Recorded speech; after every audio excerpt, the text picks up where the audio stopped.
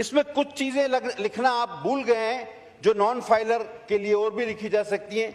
ये अपने बच्चों के खतना नहीं करा सकते, और अगर ये रिश्ता मांगेंगे तो इनको कोई रिश्ता नहीं देगा, ये समोसे खरीदेंगे तो साथ में चटनी नहीं मिलेगी, और चलते हुए ये दो पैरों का इस्तेमाल नहीं कर सकते, एक पैर से लंगड़ा के चलेंगे ताकि दूर से पता चले कि ये नॉन फाइलर जा रहा है।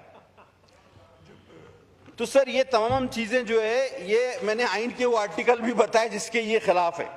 अब आगे चलें सर, ये 138 और 140 टैक्स की वसूली, अब ये टैक्स की वसूली कम और बत्तागिरी ज्यादा है सर। मेरे ख्याल में रिकॉर्ड टूटने वाला है आप लोगों का।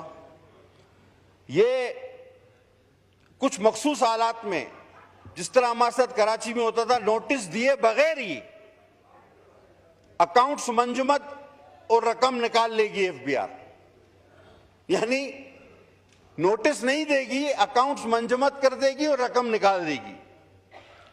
सर ये 104 आपका आर्टिकल है मुनसिफाना ट्रायल का कॉन्स्टिट्यूशन में, ये उसकी शदीद खिलाफ वर्जी है सर। ये कारोबारी अफराद को टोटल एफबीआर के रहमो करम पर करता है। सर ये एफबीआर को क्या आप कोई जल्लाद बनाने जा रहे हैं? नैब से तो चले ये भी बात हो चुकी, मैं रिपीट नहीं करूंगा।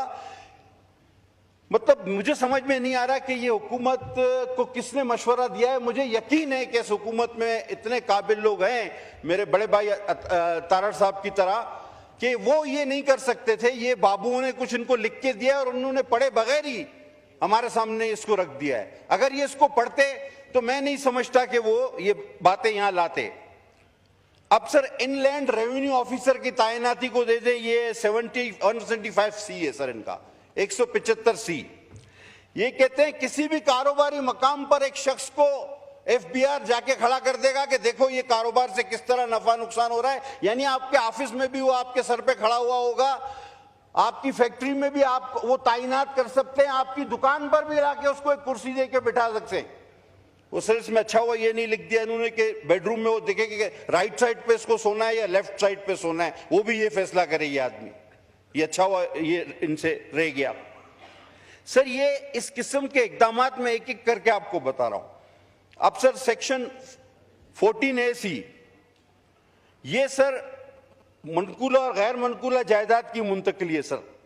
अब जो शख्स सेल्स टैक्स एक्ट में रजिस्टर्ड नहीं, वो ये सारी चीजें नहीं कर सकता। इसमें टैक्स गुजार को सुनने का कोई हक नहीं, और ये टोटल अफसरान के रहमो करम पे होगा। और सर यानी कि अब इनकम टैक्स का एक ऑफिसर, पहले आपको उसके पास पेश होना पड़ेगा और आपको बताना पड़ेगा कि मैं क्या चीज खरीदने के काबिल हूं और मैं क्यों काबिल हूं, मैंने ये पैसे कहां से लाए, कैसे आए।